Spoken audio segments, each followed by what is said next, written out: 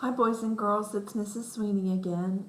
It should be Thursday, and this would be the last two pages in our letter KQ book, pages 15 and 16. And this is going to be another listening activity.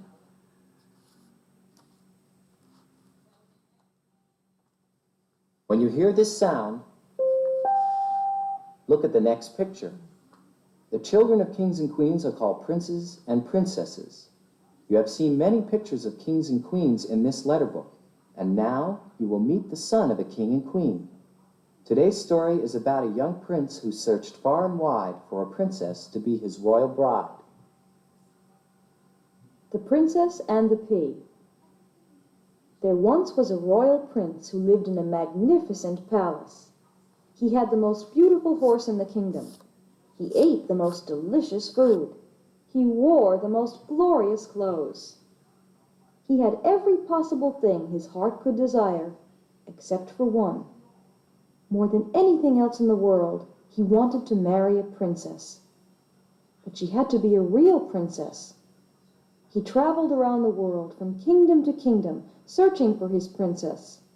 He met many princesses, but there was always something wrong with each one.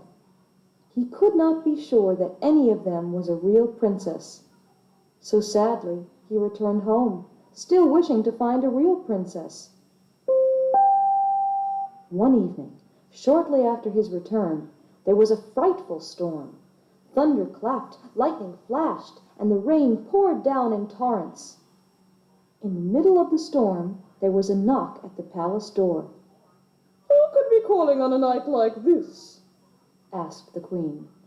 "Even dogs and cats would not go out on such a night." The king himself hurried to open the door.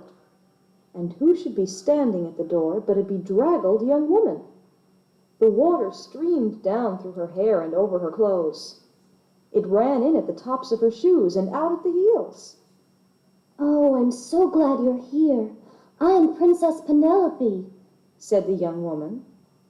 "I've become lost on my way home from the fair. I got separated from my friends. Then I couldn't see the road in the dreadful storm and lost my way. Oh, please, I beg of you, can you help me?" "Well, we'll soon find out if you are a real princess," thought the queen to herself, but to the princess she said only, "I will go to prepare a room for you." The queen went into the bedroom where the princess would be staying. She removed the blanket, the sheets, and the mattress from the bed. Then she placed a small green pea on the bottom. Next, she summoned the servants and instructed them to collect all the extra mattresses in the palace and to bring them to this bedroom. When the servants returned, they had 20 mattresses. The queen instructed them to stack all the mattresses on the bed. When the bed was ready, she invited the princess to come into the room. "Oh," said the princess, not knowing there was a pea at the bottom of the stack of mattresses. "How thoughtful of you to prepare such a soft bed for me. I am sure that I shall sleep well." The queen said good night and went off to her own bedroom. But the princess did not sleep well at all. She tossed and she turned and tossed, trying to fall asleep. But try as she might, she simply could not get comfortable. No matter how she lay, something was poking her. The poor princess didn't get a wink of sleep all night. In the morning, the queen, the king, and the prince were anxious to find out how the princess had slept.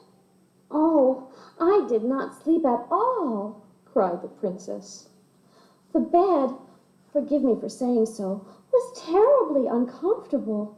There must have been a rock in it, for I seem to have been lying on something hard. My whole body aches." The poor princess's body was black and blue from head to foot. At once, the king, the queen, and the prince knew that she must be a real princess. Only a genuine princess would have skin so delicate that she could feel a tiny pea through all those mattresses. The prince at once asked her to marry him, and they had a royal wedding before the month was out. The tiny pea was put on display in the Royal Museum. So from that day forward, everyone in the kingdom would be able to view it. To this day, if you visit that kingdom, you too may see the remarkable pea nestled in a gold case.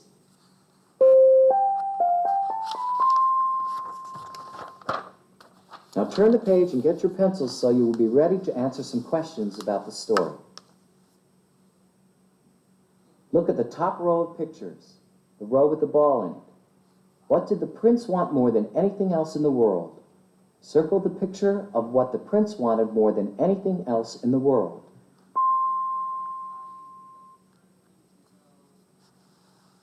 Now find the row with the apple in it. What kind of night was it when the princess first came to the castle? Circle the picture that shows on what kind of night the princess first came to the castle.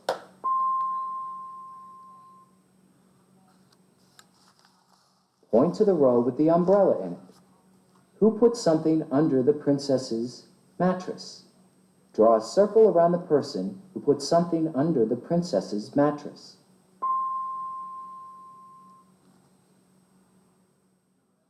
Look at the row with the rabbit in it. What was under all the mattresses that night? Circle the picture that shows what was under the mattresses.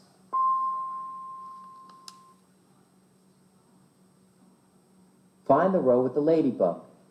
How did the princess look the next morning? Circle the picture that shows how the princess looked the next morning.